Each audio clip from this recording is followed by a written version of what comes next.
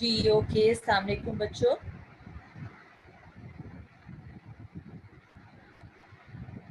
अस्सलाम वालेकुम।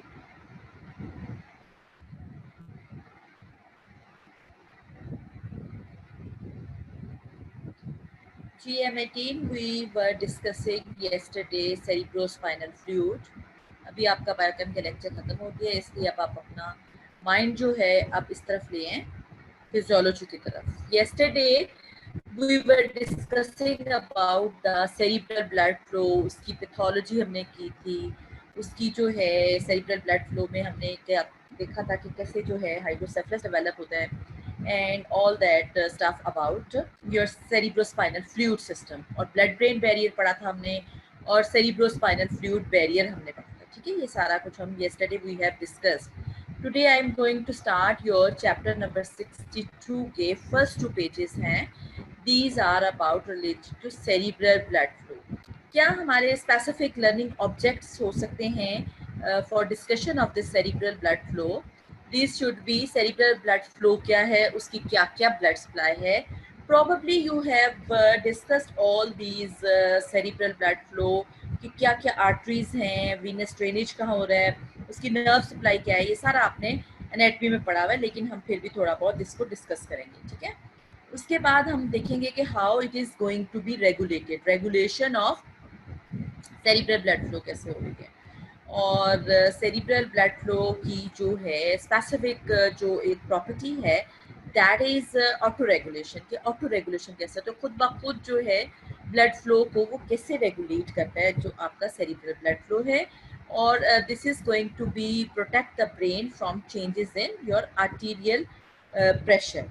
उसके अलावा आप देखेंगे कि you will study about the stroke, कि अगर कहीं भी ब्लॉकेज हो गई है ब्लड फ्लो में या कहीं हेमरेज हो गया है, तो where it is going to cause the your the condition which is called as stroke.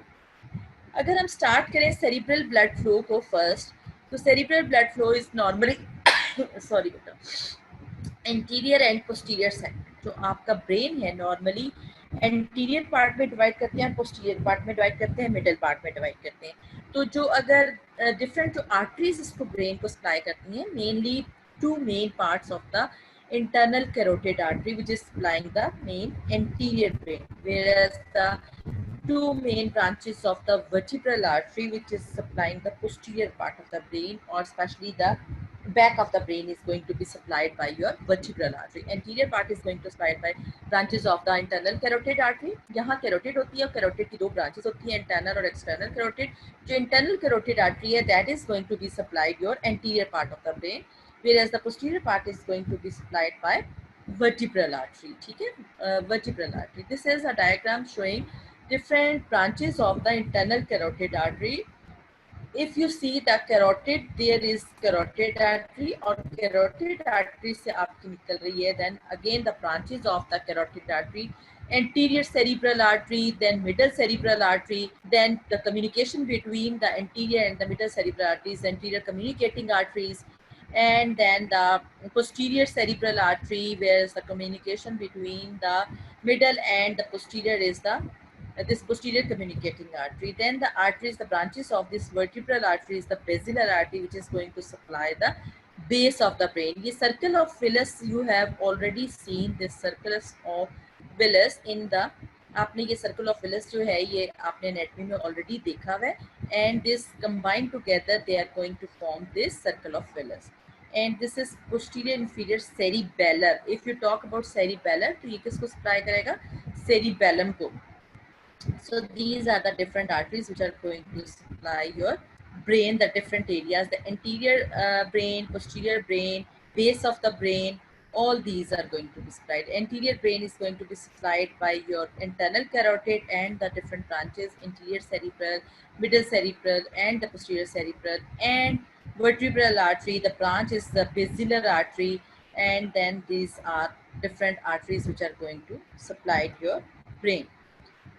This is the main जो हेडिंग आपने याद रखनी है कि brain is going to be supplied by 4 large arteries, 2 carotid, internal carotid, and 2 vertebral arteries, and these all are merged to going to form the circle of Willis at the base of brain. This is the circle of Willis which is going to form at the base of brain. Again showing two internal carotid, two vertebral arteries, and going to form the circle of Willis at the base of brain. These all arteries are going to be supplied after forming the circle of Willis. They are going to travel along the surface of the brain and give rise to pile arteries. अब इसकी further branches अगर आप देखेंगे, pile artery, pia mater को cover कर रहा है. So surface of the brain say pile arteries. Pile arteries are going to be further into the smaller penetrating arteries. उसके बाद और छोटी arteries होती हैं pile arteries, penetrating arteries, और penetrating arteries के बाद as you know arteries के बाद arterioles होते हैं, and they are going to be separated from the from your brain tissue by a space. If you do remember the cerebrospinal fluid pressure, subarachnoid space. यहाँ ये space कहलाती है Virchow-Robin space. That is your two carotid arteries, two vertebral arteries, और फिर ये सारे मिलकर बना रहे हैं सर्कल ऑफ विलस. उसके बाद ये सरफेस ऑफ द ब्रेन को सप्लाई करेंगी और these are the called as pial arteries. Pial arteries के बाद और छोटी आर्टरीज हो जाती हैं, these which are called as penetrating arteries. फिर उसके बाद आर्टीरियोल्स आ जाते हैं and they are separated from the brain tissues by a space which is called as a Virchow-Robin space. और ये सब एरेक्नोइड स्पेस के साथ है, that is subarachnoid space, actually Virchow-Robin space. Penetrating vessels जो हैं again dive down into the brain tissue and they giving rise to intracerebral arterioles which eventually branch into the capillaries. आपको पता है artery होती है, arteriole होता है, then capillaries होती है, where exchange of the blood nutrients, oxygen, carbon dioxide and all metabolites take place. So always there is carotid, vertebral, circle of Willis. This is the Virchow-Robin space. Then pia mater, pile arteries, penetrating arteries, arterioles, intracerebral arterioles, and finally there is capillaries. The capillaries which are going to actually help in exchange of nutrients, delivery of oxygen, removal of carbon dioxide, and all the metabolites which are going to occur, metabolism going to take place over there. Okay, this is the all. This is again showing the diagram which are the three branches: the anterior cerebral artery, the posterior cerebral artery, the basilar artery which is going to the base of the brain, the vertebral artery. Vertebral artery की branch है basilar artery, middle cerebral artery is the middle of the brain, and these are all actually the branches of your internal carotid artery, interior, middle and posterior. 70% of the cerebral blood flow is going to flow through this internal carotid artery, whereas 30% of the cerebral blood flow is going to flow in the vertebral artery. So 70% flow का मतलब है कि अगर यहाँ कहीं भी blockage आएगी तो ये अकॉर्डिंग टू लोकेशन ये आपके ब्रेन को जो है दाना खासा किसी की भी ब्रेन को अफेक्ट कर सकता है due to any blockage, any haemorrhage, any due to high effect of the hypertension. This is your कि आपका जो है वो अफेक्ट कर सकता है.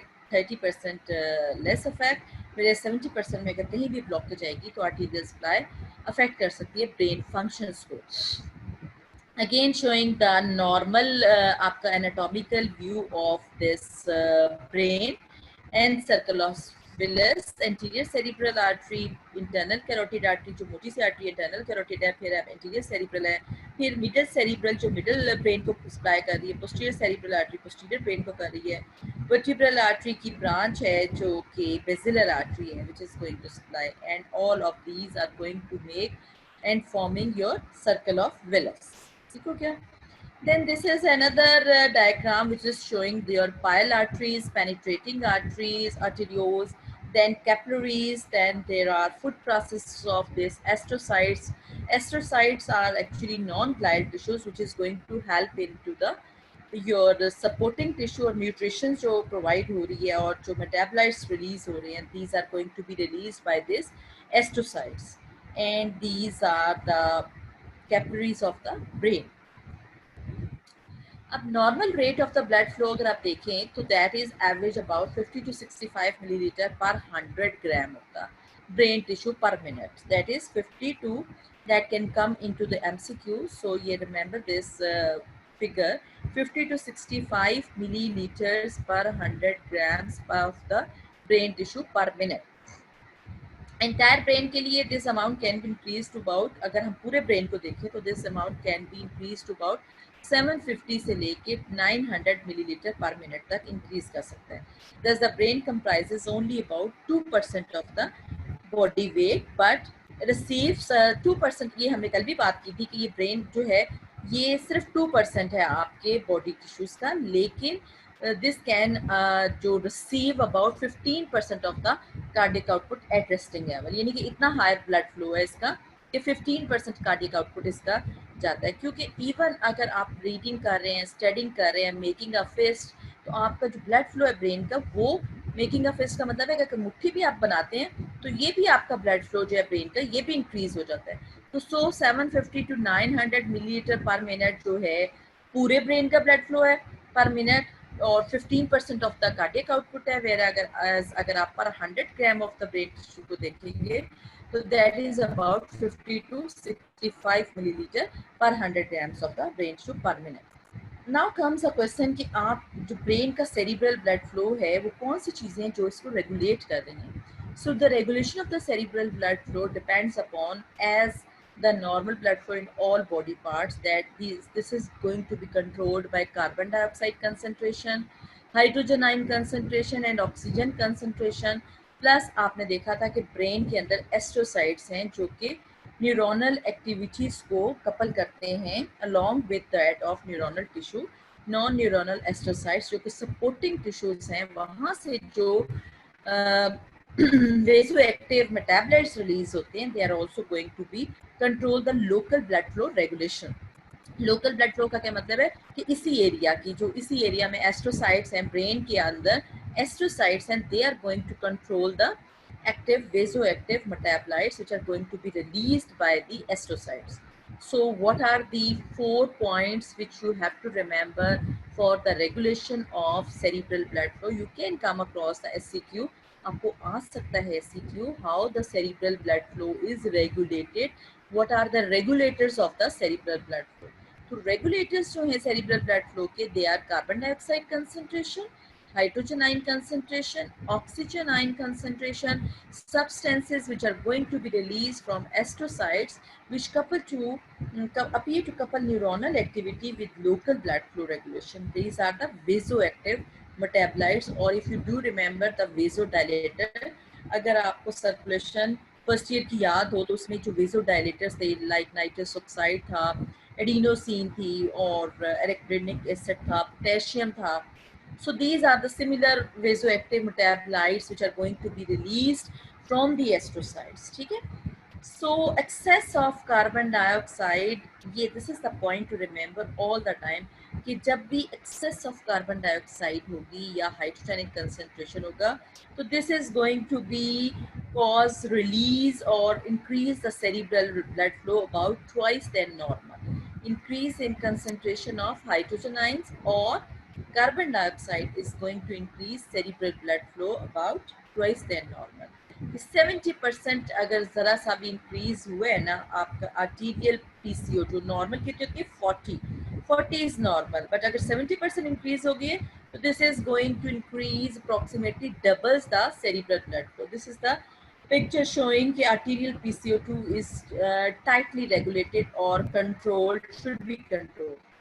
और अगर भी कहीं भी ऑक्सीजन मेटाबॉलिज्म होगा या ब्रेन में न्यूरोनल एक्टिविटी इंक्रीज होगी तो सेरिब्रल ब्लड फ्लो जो है ट्वाइस देन नॉर्मल इंक्रीज हो जाएगा. इंपॉर्टेंस क्या है this is very important. Cerebral blood flow control by carbon dioxide and hydrogen ions, दो चीज़ें ज़्यादा इंपॉर्टेंट हैं which is carbon dioxide regulation and oxygen regulation. Oxygen regulation जो है ना वो विद इन टाइट लिमिट्स जो है वो कंट्रोल कर देते हैं about 3.5 plus minus 2 millilitre of oxygen पर 100 gram of the brain tissue पर मिनट जो है वो कंट्रोल की जा सकती है. अब अगर हम बात करेंगे कि cerebral blood flow in response to excess carbon dioxide या एक्सेस हाइड्रोजन आयन concentration में going to increase perfume the brain greatly increases cerebral blood flow. तो first of all carbon dioxide जो है वो खुद जाके नहीं स्टिमुलेट करती रेस्पिरेटरी सेंटर को भी और सेरिब्रल ब्लड फ्लो को. First it going to combine with the water in the body fluids. तो क्या बनता है आपको याद होगा रेस्पिरेशन का, carbon dioxide plus water is carbonic acid is going to be form. फिर कार्बोनिक एसिड क्या होती है, carbonic acid then dissociate into the hydrogen ions and bicarbonates. वो हाइड्रोजन आयंस जो हैं वो जाके स्टिमुलेट करेंगे और वेजोडाइलेशन अफेक्ट करेंगे सेरिब्रल ब्लड फ्लोज को, directly proportional to increase in the concentration of hydrogen ions, and this is going to increase the or twice increase into the blood flow limit of about your cerebral blood flow. तो कहते हैं कि carbon dioxide सीधा जाके नहीं कर रहा कि ब्लड फ्लो को इंक्रीज कर देगा. कार्बन डाइऑक्साइड पहले बॉडी फ्लूइड्स के वाटर के साथ बाइंड करता है तो ये बन जाता है कार्बोनिक एसिड. कार्बोनिक एसिड आपका जो है डिसएसोसिएट होता है हाइड्रोजन आयंस में और बाइकार्बोनेट में. जो हाइड्रोजन आयंस हैं they are going to cause the increased blood flow to the cerebral vessels और ये twice than normal आपका increase हो जाता है blood flow. जब blood flow increase होता है तो इसके अलावा भी और भी acids जो हैं like lactic acid, pyruvic acids या any materials which are going to be formed in the case of tissue metabolism, they are going to increase this blood flow. These are the other substances which increase acidity except the hydrogen ions. एक तो हमने कहा कि hydrogen ion increase कर देते हैं blood flow को, secondly lactic acid भी, पायरुविक एसिड भी और दूसरे मेटाबोलाइट्स भी, ये सारे के सारे जो हैं blood flow cerebral blood flow को इंक्रीज कर रहे हैं. ठीक हो गया. उसके बाद हम आ जाते हैं कि अब इम्पोर्टेंस क्या है इसकी कि अगर सेरिब्रल ब्लड फ्लो इंक्रीज हो रहा है हाइड्रोजन आयंस के साथ, तो जो ब्लड फ्लो इंक्रीज हो रहा है वहाँ हाइड्रोजन आयंस भी इंक्रीज हो रहे हैं तो ब्लड फ्लो भी इंक्रीज हो गया. तो वो ब्लड फ्लो जो इंक्रीज हुआ वो carries hydrogen ions, carbon dioxide and other acid forming substances away from the brain tissue. यानी कि इंक्रीज ब्लड फ्लो तो अपने साथ वो बहा के ले गया जितना भी वहाँ हाइड्रोजन आयन था, कार्बन डाइऑक्साइड था, जितने भी एसिड्स थे वो अपने साथ वहाँ से ब्लड फ्लो इंक्रीज हुआ, अपने साथ उनको वो ले गया. तो ये वॉश डाउन हो गया, वॉश आउट हो गया carbon dioxide, and so there is less availability of carbon dioxide. जब कार्बन डाइऑक्साइड लेस अवेलेबल है तो कार्बोनिक एसिड फॉर्मेशन भी डिक्रीज हो जाएगी, इसलिए हाइड्रोजन आयंस भी डिक्रीज हो जाएंगे. Bring back to the hydrogen level towards normal level. So normal neuronal activity is going to be maintained by increased blood flow as more hydrogen ions depresses neurons otherwise. यानी कि अगर continuously hydrogen ions जो हैं वो increase रहेंगे तो ये depress कर सकते हैं न्यूरोनल एक्टिविटी को. So this is very important. So I am going to repeat कि excess of carbon dioxide is going to cause increase cerebral blood flow by first forming with the water of the body fluids to form carbonic anhydrase. Carbonic acid. Carbonic acid in the presence of carbonic anhydrase then is going to disassociate into the hydrogen ions and bicarbonate. That hydrogen ion is going to stimulate your blood vessels and there is vasodilatation and increased cerebral blood flow. Increased cerebral blood flow will cause carries excess of hydrogen ions and your carbon dioxide and other acid forming substances washes away. Then increase washout of the carbon dioxide, less carbonic acid formation, so less hydrogen ion, bringing back to normal hydrogen level, normal neuronal activity as more hydrogen ions depresses your neurons otherwise. So this is the importance. Second regulator of your cerebral blood flow is your oxygen deficiency.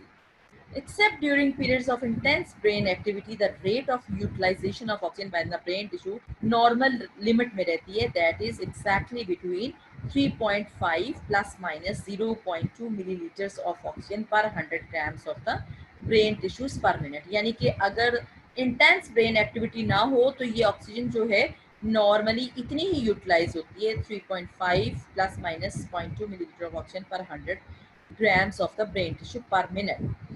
लेकिन अगर जो है इतनी amount की oxygen available ना हो oxygen deficiency almost always causes vasodilatation, returning the blood flow and transport of oxygen to the cerebral tissues to near normal। यानी कि जरा से भी इससे कम होगी ऑक्सीजन का लेवल तो फौरन वहां ब्लड वेसल्स की वेसोडाइलेटेशन हो जाएगी और again the blood flow is going to be increase और जो है normal blood flow cerebral blood flow maintained हो जाएगा। इसका लिमिट कितने हैं कि tissue limit cerebral experiments have shown that decrease in the cerebral tissue PO2 below about 30 millimetre of mercury. Normal level आपको याद रखना चाहिए, ये अगर सारे लेवल्स जो हैं आपने रेस्पिरेशन में पढ़े हुए हैं लेकिन वहाँ आप लंग्स के लेवल पर पढ़े थे, यहाँ ब्रेन का लेवल आपने याद रखना है सेरिब्रल ब्लड फ्लो में कि 35 से 40 मिलीमीटर ऑफ मर्क्यूरी जो है नॉर्मल लेवल है। अगर इससे जो है डिक्रीज करेगा तो blood flow to the brain going to be increase cerebral blood flow. अगर 35 से जरा सा भी बिलो होगा 30 मिलीमीटर ऑफ मर्क्यूरी तक भी ऑक्सीजन लेवल जाएगा, again vasodilatation of the blood vessels takes place and the blood flow to there is going to be increase. This is fortuitous. What do you mean by fortuitous? कि खुशकिस्मती है because brain functions are going to be depressed or deranged at low values of PO2, especially at the PO2 levels below 20 millimeter of mercury. Even coma can result. Coma मतलब जो बेहोशी की हालत होती है जिसमें कि पेशेंट जो है कॉमा में चला जाता है, रिस्पॉन्स नहीं करता, that condition can result. So values you should remember 35 range क्या है 35 से 40 millimetre of mercury PO2 of the cerebral blood flow. इससे बिलो जाएगा 30 मिलीमीटर ऑफ मर्क्यूरी तो वेसोडाइलेटेशन हो जाएगी, सेरिब्रल ब्लड फ्लो हो जाएगा। कौन सा लिमिट है जिससे बिलो जाएंगे तो ज़्यादा जो है ब्रेन को डैमेज होने का फैक्टर, कॉमा में जाने का, ब्रेन डेथ होने का डेंजर है below 20 millimeter of mercury. Even coma can result below these levels. So first of all regulator हमने क्या पढ़ा था, carbon dioxide and hydrogen ion. Second regulator is oxygen levels. Third regulator is substances which are going to be released from astrocytes. अब astrocytes की क्या है, these are the star shaped non neuronal cells. उनका function क्या है, protection and support of the neurons as well as to provide nutrition. You can come across the functions of, write down the functions of astrocytes. So astrocytes are non-neuronal cells. कल हमने कौन से पढ़े थे, glial type of the cells. These are the astrocytes. Star shape cells हैं, non neuronal cells हैं, क्या क्या कर रहे हैं, प्रोटेक्शन कर रहे हैं ब्रेन की, सपोर्ट कर रहे हैं न्यूरॉन्स को, thirdly going to provide the nutrition. इनकी बहुत सारी प्रोजेक्शंस हैं जो कि कनेक्ट करती हैं विद दोज ऑफ न्यूरॉन्स और उसके अलावा ब्लड वेसल्स के साथ। So providing neurovascular communication. So 4 functions: support of the neuronal tissue, second is protection of the neuronal tissue, third is communication with the neurons, fourth is your provide nutrition of the neuron. So this is very important. उसके अलावा इसमें जो substances जब release होती हैं वो blood flow को भी कंट्रोल करें. So 5 functions of the astrocytes are clear over here. इसी एक छोटी सी स्लाइड में 5 फंक्शंस इसके आ गए। एस्ट्रोसाइट्स के साथ साथ हम regulation of the cerebral blood flow कर रहे हैं, साथ साथ हम फंक्शंस ऑफ एस्ट्रोसाइट्स भी इसी स्लाइड में देख रहे हैं। First is protection, second is your nutrition provide, third is support, fourth is neurovascular communication and fifth is your providing और regulation of the cerebral blood flow. कहते हैं कि जो ग्रे मैटर है वहाँ जो है ब्लड फ्लो बहुत ज़्यादा इंक्रीज होता है 4 times as compare to normal white matter. कौन से एस्ट्रोसाइट्स हैं जो कि प्रेजेंट है ग्रे मैटर में, प्रोटोप्लाज्मिक एस्ट्रोसाइट्स। पीछे जो डायग्राम दिखाई थी वहाँ दिखाए थे कि फाइन फीड प्रोसेसेस प्रेजेंट है जो कवर करते हैं most of the synapse area की, and large foot processes that are closely appose to the vascular wall. यानी कि वेसल्स के साथ भी इसका कम्युनिकेशन है और न्यूरॉन्स के साथ भी इसका कम्युनिकेशन है। अब स्टिमुलेशन कैसे हो रही है कि सम ग्लूटामिनर्जिक न्यूरॉन्स जो हैं ग्लूटामिन रिलीज हुई, उसके अलावा they are going to increase the intracellular calcium ion concentration into the astrocyte foot processes. वो कैल्शियम अंदर गया, वहाँ से रिलीज हो गए एस्ट्रोसाइट्स के जो वेसोडाइलेटर सब्सटेंसेस हैं वो कौन कौन से हैं, लाइक नाइट्रिक एसिड, ये आपने फर्स्ट ईयर में पढ़े थे, metabolites of electronic acid, potassium ion, adenosine. These are the substances mainly which are going to be released from the all these astrocytes and going to cause the vasodilatation of nearby arterioles. This is a diagram which is going to explain कि excitatory neurons थे. अब हमने कहा था कि astrocytes जो हैं उनके fine food processes हैं, उनका कनेक्शन है न्यूरॉन्स के साइनेप्स के साथ भी, और उनका कनेक्शन है with those of blood vessels के साथ. कैपिलरीज के साथ कनेक्शन है तो ब्लड वेसल्स हो गई, न्यूरॉन्स या साइनेप्स के साथ कनेक्शन है. If you see the slides तो ये इसका ये हो गया. कुछ ग्लूटामिनर्जिक यानी कि ग्लूटामिन रिलीज हुआ, उसने क्या किया, इंक्रीज कर दिया इंट्रासेलुलर कैल्शियम. अब इंट्रासेलुलर कैल्शियम ने क्या किया, वेजोडायलेटर या vasoactive metabolites like derivatives of electronic acid, potassium ions, hydrogen ions और नाइट्रिक ऑक्साइड, एडिनोसिन, ये तमाम के तमाम रिलीज कर दिए. उन्होंने क्या किया, रेगुलेट किया blood flow to the capillaries, यानी कि इंक्रीज कर दिया ब्लड फ्लो, वेजोडायलेटेशन कर दी कैपिलरीज की, जिन्होंने कि इंक्रीज कर दिया ब्लड फ्लो, और ये जो है ब्लड इसका इंक्रीज हो गया ब्रेन का. ठीक है. Then this is very important कि अब हमने तीन चीज़ें पढ़ ली, चार चीज़ें हमने तीन चीज़ें सॉरी देखी हैं कि excess of carbon dioxide and hydrogen ions, number one oxygen regulation very regulatory controlled, और क्या लेवल है जहाँ कॉमा हो सकता है, बिलो 20 मिलीमीटर ऑफ मर्क्यूरी, और लेवल क्या है 35 से जो लेके 40 मिलीमीटर ऑफ मर्क्यूरी जो है कंट्रोल रेगुलेटेड है ऑक्सीजन. थर्ड है substances release from astrocytes, these are the regulator of your cerebral blood flow. Then they are going to say कि आपका जो blood flow है brain को, that is going to be strictly controlled and protect the brain from changes in arterial pressure. Daily activities हैं, कोई excitement आती है, कोई आप स्टर्नस एक्टिविटी करते हैं, फिर आप सोते भी हैं, तो all these during normal daily activities arterial pressure going to fluctuate widely rising to high level, यानी 200 मिलीमीटर ऑफ मर्क्यूरी तक भी जा सकता है, और to the high levels during states of excitement और sternus activity and falling आपका 60 70 तक भी 60 40 तक भी आ सकता है, low level during sleep. However, this cerebral blood flow is extremely well auto-regulated between the limits of 60 millimetre of mercury से लेके 150 मिलीमीटर ऑफ मर्क्यूरी तक जो सेरिब्रल ब्लड फ्लो है, that is going to be auto regulated, यानी खुद ब खुद वो जो है कंट्रोल्ड हो जाता है blood flow. Cerebral blood flow auto regulation 62 millimeter 150 millimeter of mercury is very important. And what is the going to play the role, sympathetic nervous system and the vasodilators which are going to released over there, they are going to play the important and important role in control of the this cerebral blood flow. लेकिन कुछ आपके ज़हन में आता है कि कुछ hypertensive patients हैं जिनका 200 मिलीमीटर ऑफ मर्क्यूरी तक भी प्रेशर जाता है, फिर भी उनका cerebral blood flow auto regulated होता है. द रीजन इज बीइंग कि people who have chronic hypertension, यानी पुराना ब्लड प्रेशर है उनका. अगर आपको याद हो, आपने वस्कुलर रीमॉडलिंग पढ़ी थी फर्स्ट ईयर में, तो there is hypertrophic remodelling of their cerebral blood vessels as well as blood vessels in other organs, and the autoregulatory curve is automatically shifted to higher blood pressure. This resetting of the cerebral blood flow regulation protect the brain from damaging effect of your higher blood pressure, but साथ ही साथ ये vulnerable होते हैं brain ischemia को.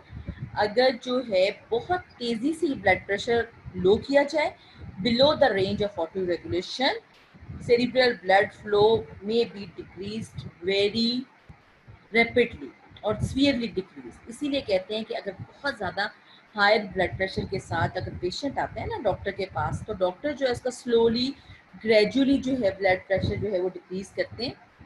ये नहीं करते कि एकदम से उसको टैबलेट दी और इसका जो ब्लड प्रेशर है वो 200 से 100 ले आए या 200 से 60 ले आए. वो स्लोली ग्रेजुअली इस ब्लड फ्लो को जो है वो डिक्रीज करते हैं, ताकि जो ब्लड फ्लो है सेरिब्रल ब्रेन का जो ब्लड फ्लो है, अगर एकदम से बहुत ज़्यादा कम करेंगे ब्लड प्रेशर को, तो जो सेरिब्रल ब्लड फ्लो वेसल्स हैं वो सीवियरली डिक्रीज हो जाएगा blood flow to the brain, और वो जो है कॉमा में जाने का पेशेंट के डेंजर होता है. This is the range where blood flow can be controlled between hypotension यानी कि डिक्रीज ब्लड फ्लो या फिर हाइपरटेंशन.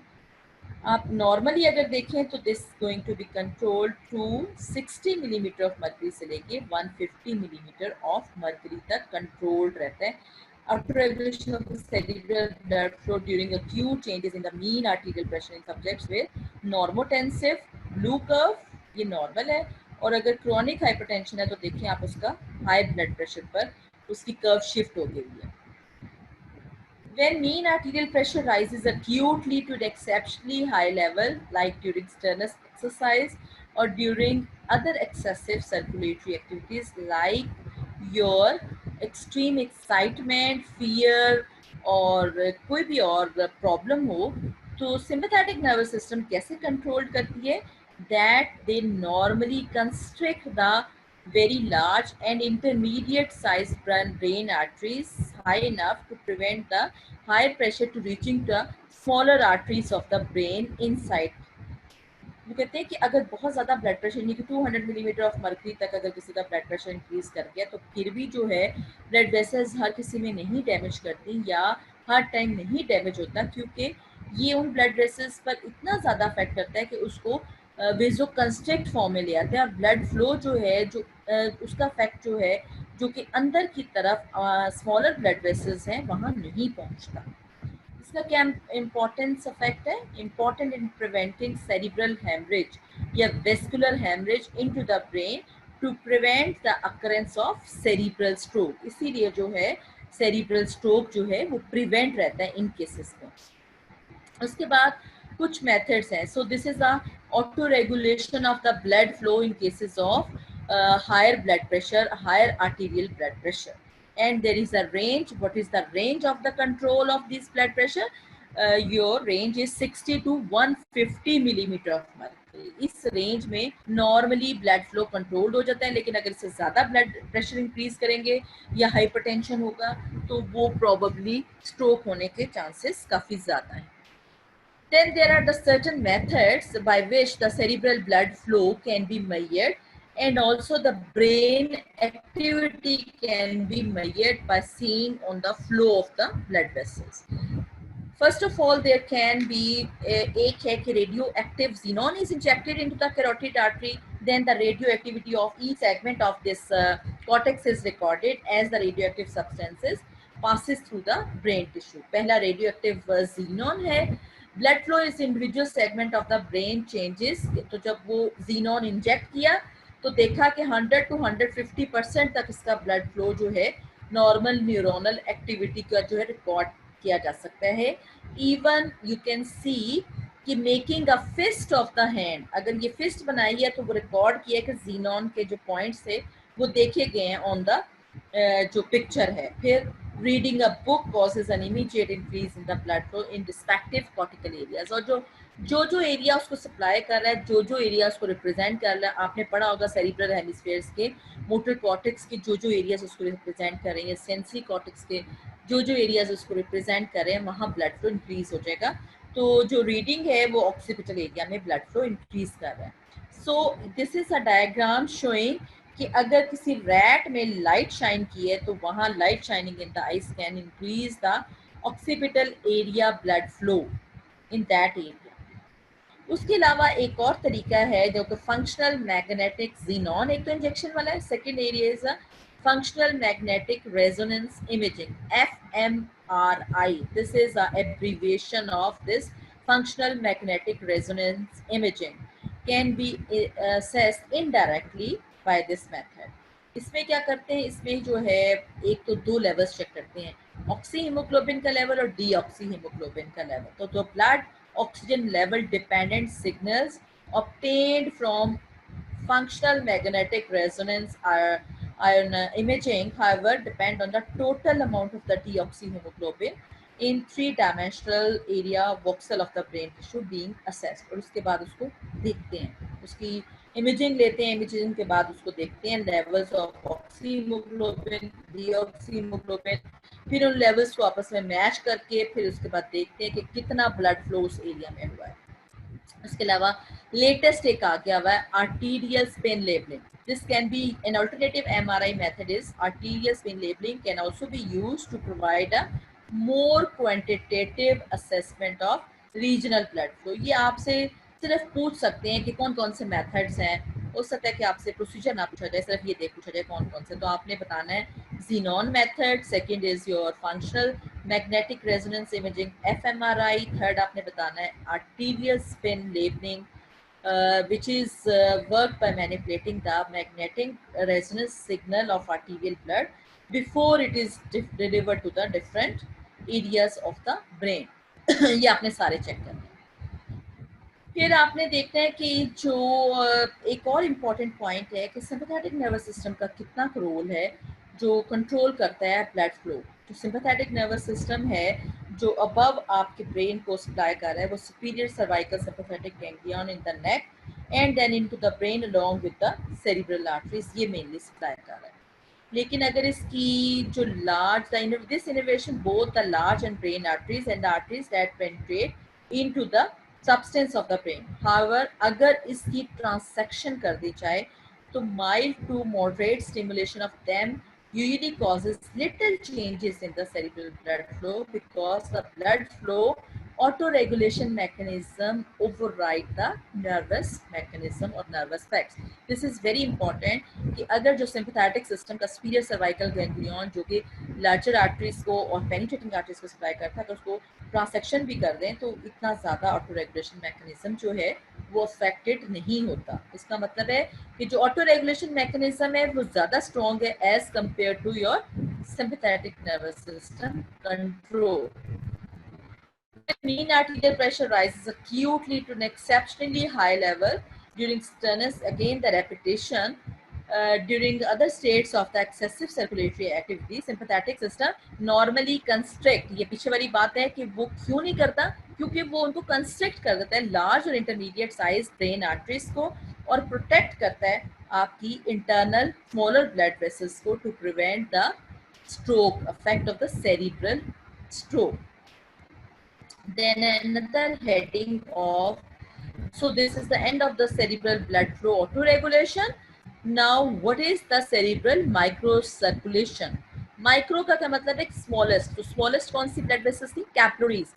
तो जहाँ जहाँ आपका हमारा ब्लड फ्लो, जहाँ मेटाबॉलिक एक्टिविटी ज़्यादा होती है वहाँ कैपिलरीज ज़्यादा होती है. Why the capillaries are more? Because the exchange of the gases takes place more. So the number of the blood capillaries in the brain is greatest where the metabolic needs are greatest. और कौन से part में है जहाँ के ये बहुत ज़्यादा हैं, 4 times हैं as compared to normal. The overall gray matter of the brain tissue is going to have 4 times as great as that of the white matter. The number of the capillaries and the rate of blood flow about 4 times as compared to in the gray matter. इससे 4 गुना ज़्यादा है grey matter में. Micro circulation में हम कहते हैं capillaries बहुत ज़्यादा है. कैपिलरीज वहाँ ज़्यादा होती हैं जहाँ मेटाबॉलिज्म ज़्यादा होता है या ग्रेटेस्ट मेटाबॉलिज्म है. तो brain is greatest metabolism, so more capillaries, so more blood flow और more chances to have stroke.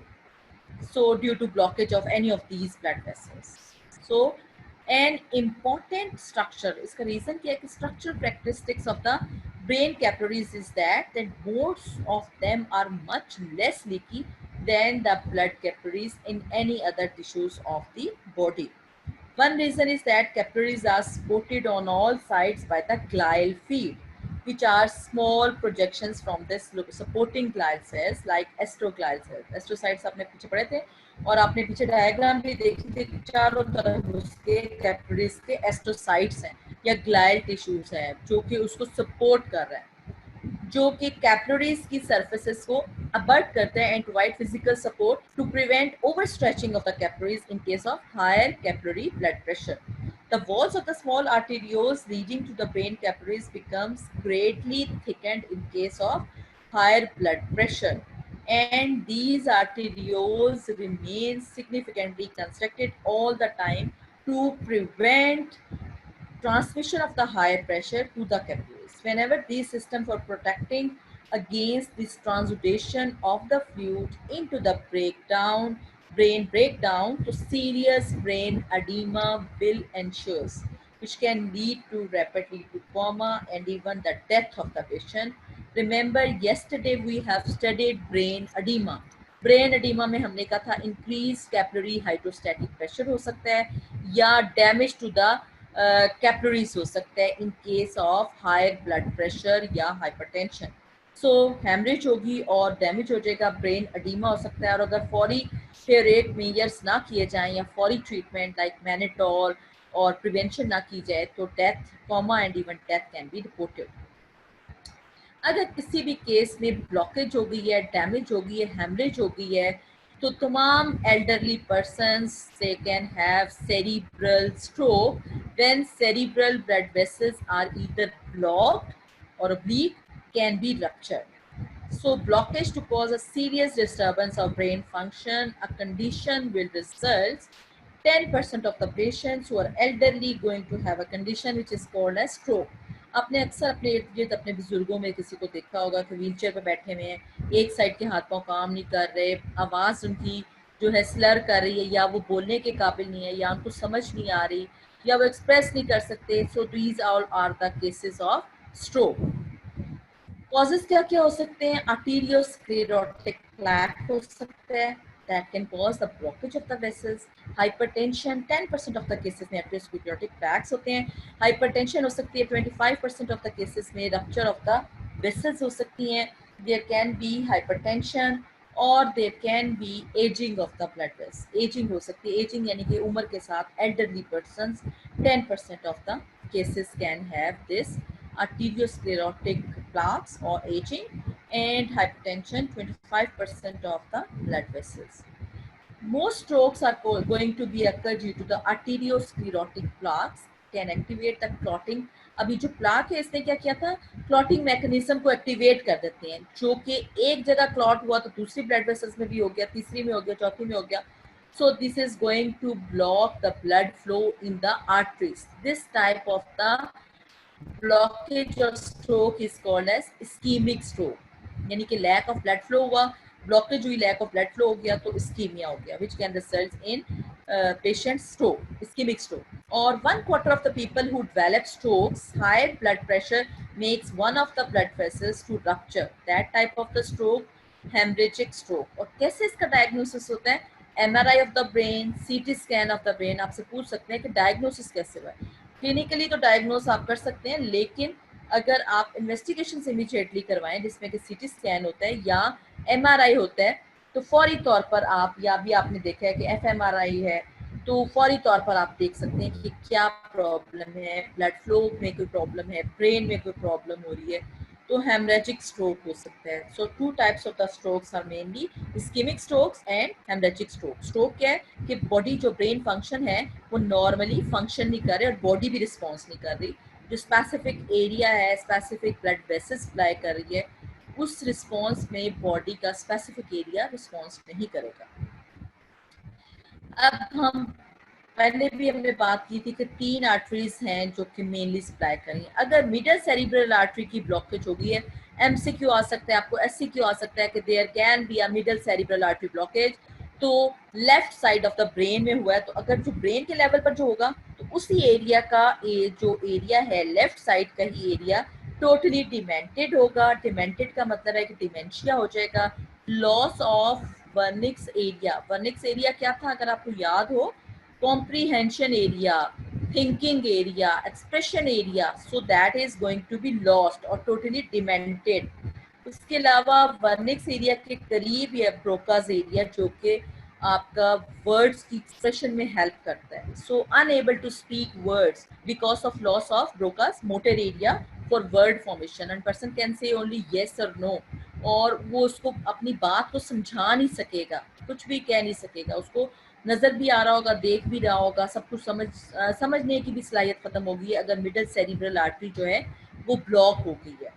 और इसके अलावा अब ये सारा कुछ किस साइड पर हो रहा है, उसी साइड पर जिस साइड पर हेमरेज हुई है या इस्कीमिया हुआ है. और जो पैरालिसिस होगा, स्पैस्टिक पैरालिसिस होगा, अकड़े हुए बाजू या हाथ पांव होंगे या अनेबल टू वॉक होगा, spastic paralysis of most muscle on the opposite यानी कि राइट साइड के स्पैस्टिक पैरालिसिस होगा, क्योंकि ये हेमरेज वगैरह इधर ही हुआ है तो वही एरियाज अफेक्टेड है तो उधर ही प्रॉब्लम हो रहा है। लेकिन जो कॉन्ट्रोलैटरल कॉर्टिकोस्पाइनल ट्रैक्ट अगर आप याद करें तो वो crossing over take place, so that is going to affect the opposite side of the spastic paralysis।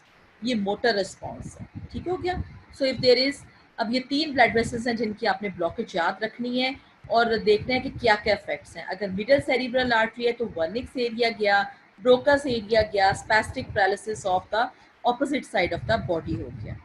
और उसके बाद अगर पोस्टीरियर सेरिब्रल आर्टरी है that is going to be block will cause infection of the, अब ये back side पर है posterior cerebral artery तो ऑक्सीपिटल लोब है बैक साइड पर, तो so this cause infection of the infection, infection है कि वहाँ जो है ब्लड सप्लाई नहीं है तो वहाँ जो है वो इन्फेक्शन हो गई है, डैमेज हो गया है। Occipital pole of the hemisphere on the same side as the blockage which causes loss of vision in the half of the retina on the same side as the stroke lesion। ठीक हो गया। posterior cerebral artery, occipital lobe है तो occipital lobe जो है या पढ़ेंगे आगे कि विजन में इफेक्ट है, तो विजन किस आइज की है, दोनों आइज की है, lower half of the retina और जो सेम साइड में है। स्पेशली डिवेस्टेटिंग आर, इसके अलावा बैक साइड में कुछ वो जो हैं स्ट्रोक्स जो हैं वो कह रहे हैं कि this is very devastating, that is midbrain stroke which is going to block nerve conduction major pathway और ब्रेन और स्पाइनल कॉर्ड में, causing the loss of both sensory and motor abnormalities। Mid brain का stroke भी बहुत damaging effect करता है। Then cause the, अभी हमने मिडल सेरिब्रल आर्टरी की, पोस्टीरियर सेरिब्रल आर्टरी की, then comes the anterior cerebral artery. अब एंटीरियर सेरिब्रल आर्टरी में जो है वो हेमी कॉन्ट्रोलैटरल हेमीपैरेसिस, हेमीपैरेसिस होती है वीकनेस, तो हेमी सेंसरी लॉस, कॉन्ट्रोलैटरल का क्या मतलब है, दूसरी साइड का, ऑपोजिट साइड का, एंटीरियर है तो उस साइड में जो है उसी साइड में जो एंटीरियर का होगा ब्रेन के अंदर, लेकिन अगर ब्रेन से बाहर आ जाए तो कॉन्ट्रोलैटरल ऑपोजिट साइड का जो है हेमीपैरेसिस का क्या मतलब है, हाफ जो है बॉडी की लॉस होगी सेंसेशन। लेग एंड फुट, नीचे वाला area leg and foot is paracentral lobule, अब ये किसको सप्लाई कर रहा था, paracentral lobule of the cortex को।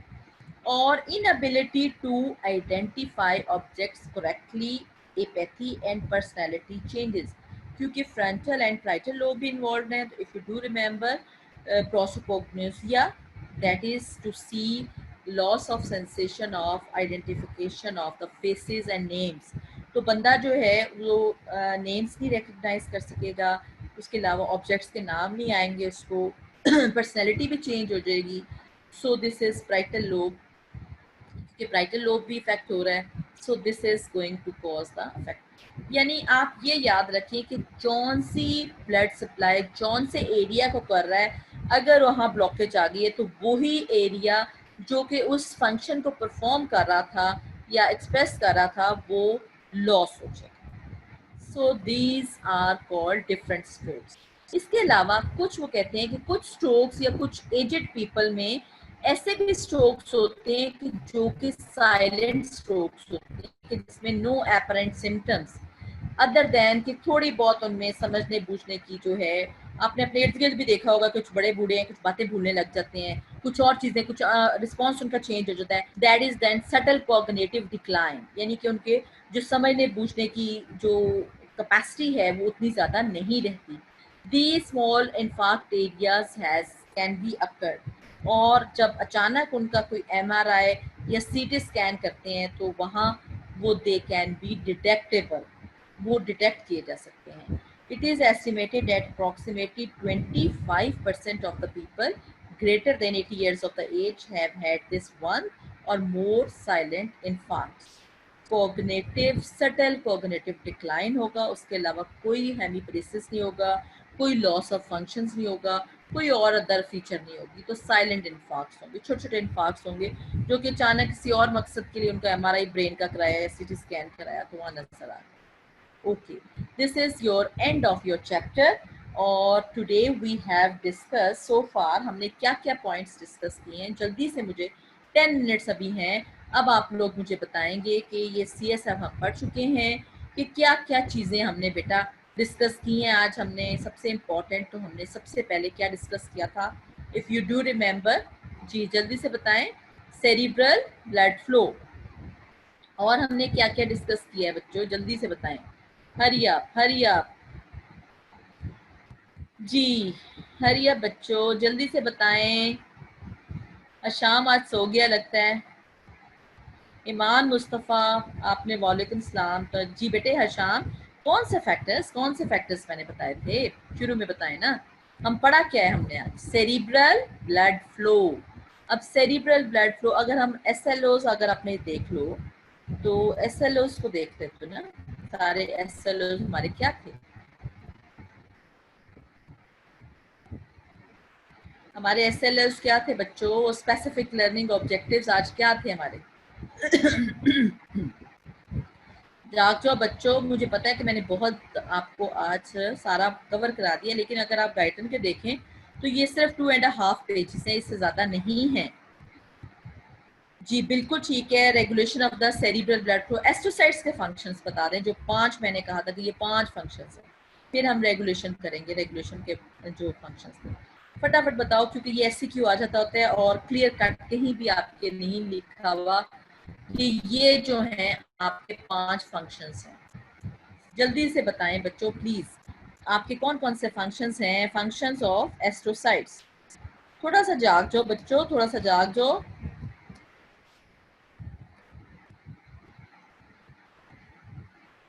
जी local blood flow of brain, very good. सब Iman good, support and protect neurons, ठीक है। और एक और चीज ये बहुत इंपॉर्टेंट करती है, बिल्कुल ठीक है, neurovascular communications.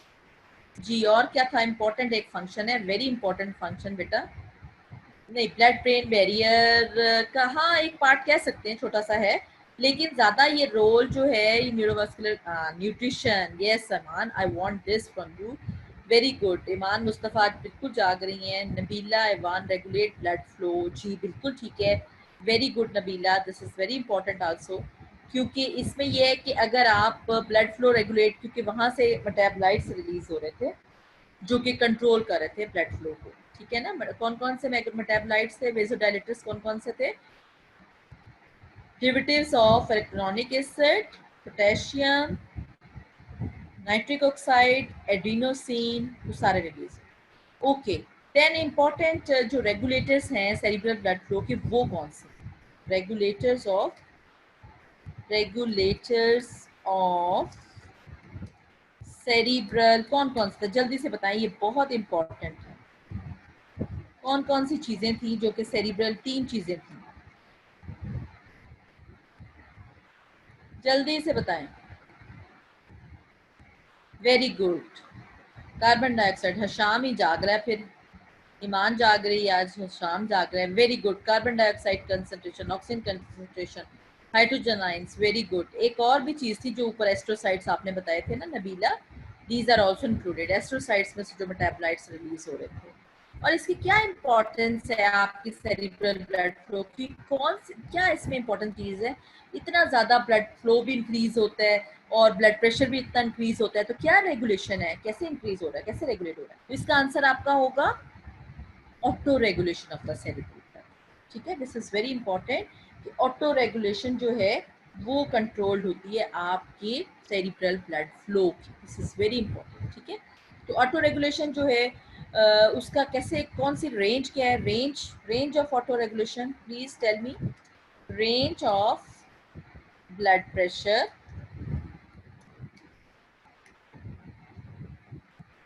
For autoregulation, क्या रेंज बताई थी मैंने,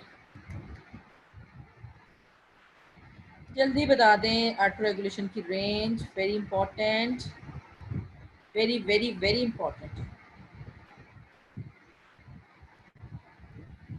जी बच्चों हरी अप, 56 ml नहीं बेटा, ईमान सही बता रही है, शाम आज सो रहा है, मैंने पहले ही बता दिया था ना, तो शाम बेचारा इतने दिन क्लासेस ले लेके सो गया आज। Yes 60 to 150 millimetre of mercury. ये जो बेटे आप ml बता रहे हो ना, ये ml नहीं होता। ब्लड प्रेशर हमेशा, अगर फर्स्ट ईयर डॉक्टर बन रहे हो ना, आपको हमेशा याद होना चाहिए सबको कि मिलीमीटर ऑफ मर्क्यूरी में ब्लड प्रेशर। और मैंने पूछा autoregulation range of control of blood pressure. So 60 से लेके 150 मिलीमीटर ऑफ मर्करी जो आपका ऑटो रेगुलेटेड होता है। इससे 60 से बिलो ब्लड प्रेशर हो गया तो क्या हो गया, हाइपोटेंशन होगी। और 150 मिलीमीटर ऑफ मर्करी से ज़्यादा हो गया तो वो क्या होता है, हाइपरटेंशन होगी। So this is going to be control. Then what is stroke? Stroke क्या होता है और कॉजेज ऑफ स्ट्रोक क्या होते हैं? कॉजेज ऑफ स्ट्रोक ये तो मैंने अभी अभी बताया, हरिया। यह सारा जो चैप्टर है, हमने जो 2 पेजेस, जो 2.5 पेजेस हमने पढ़े हैं, तो अब I am going to repeat these. तो सो कॉजेज ऑफ स्ट्रोक बताएं जल्दी से। ब्लॉकेज ऑफ आर्टरीज हो सकती है, गुड हशाम। और कौन सी चीज ब्लॉक है? यस, एटरोस्क्लेरोटिक प्लेक्स कर रहे हैं। हाइपरटेंसिव, जी बिल्कुल सही है सहर। और ageing more than smaller infarcts, infarcted area या साइलेंट स्ट्रोक्स जो हैं, स्ट्रोक्स तो नहीं, साइलेंट इन्फार्क्ट्स आप कह सकते हैं, देख सकते हैं aged people, more than 80% of the persons में। और इसके अलावा अब स्ट्रोक के अगर मिडल सेरिब्रल आर्टरी है तो क्या क्या इफेक्ट्स होंगे? Middle, yes, blockage of middle cerebral artery के इफेक्ट्स क्या होंगे? मिडल सेल, क्योंकि ये जो फैक्ट्स हैं ये आपको आ सकते हैं इन योर एग्जाम। वो आपको दे सकते हैं और पूछ सकते हैं कि ये मिडल सेरिब्रल आर्टरी जो है ब्लॉक हो गई थी तो क्या होगा पेशेंट को, क्या क्या इफेक्ट्स आ रहे हैं? इफेक्ट्स बताएं पर्सन में। पर्सन डिमेंटेड नहीं होगा बेटा, उसका जो बोलने की सलाहियत है वो डिमेंटेड होगी शाम। दैट इज के आप जो है, पेशेंट जो है unable to bilateral limb movement बिल्कुल नहीं होगी Nabeela, only contralateral opposite side. Yes, Broca Sehar is right, Broca's motor centre, Wernicke speech area affected होगा, इमान इज राइट।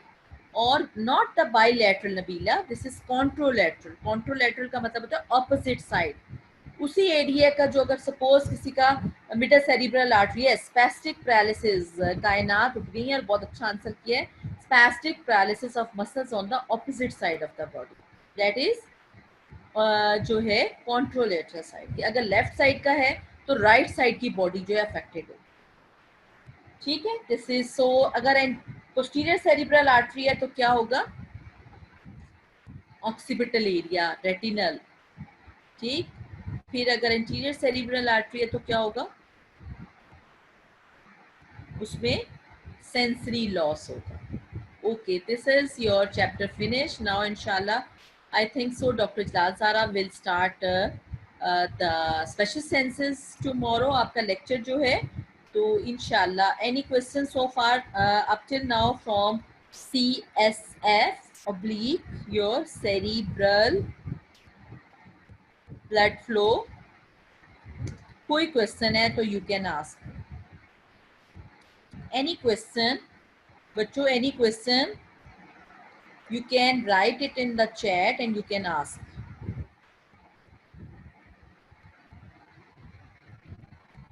चलें जी, हर शाम को तो अल्हम्दुलिल्लाह सब कुछ क्लियर हो गया। मुझे पता है वो जाग रहा था, सुन रहा था लेक्चर्स, तीनों लेक्चर्स उसने गौर से सुने हैं, सहर ने भी सुने हैं, ईमान ने भी सुने हैं, और आज किसने सुना है? जिसने आंसर किए हैं उससे पता चलता है कि ये सुन रहे हैं। ये मैं सारे, अव्वल निसा ने भी आंसर किया है, नबीला ने भी किया आंसर, शाबाश। सारे नोट हो रहे हैं बेटे आपके नाम, ईमान, नबीला, हशाम, अमन, शुएब, शाबाश, इन सब ने सुने। इसरार, बस यही कुछ नाम है जो 5-6 बच्चे हैं जो कि सुन रहे हैं लेक्चर। हिरा ने इस्लाम का जवाब दिया, उसके बाद गायब हो गई है हिरा बिलाल, खानसा भी गायब हो गई हैं, तैयबा भी गायब हो गई हैं, वालेकुम सलाम कह के। ठीक है, सो प्लीज़ अगर आप आंसर देंगे, मुझे पता है कि लेक्चर सुनना इज़ वेरी टफ, बट अगर आप आंसर करोगे तो बेटे आप जब खुद पढ़ने लगोगे तो आपके लिए इजी होंगी चीज़ें। ज़ैनब भी जाग गई हैं, ठीक है। Any question? All things are clear? Okay बेटा, अल्लाह हाफिज़। इंशाल्लाह नेक्स्ट लेक्चर में फिर आप स्पेशल सेंसेस के लेक्चर में मिलेंगे, ठीक है। अल्लाह हाफिज़।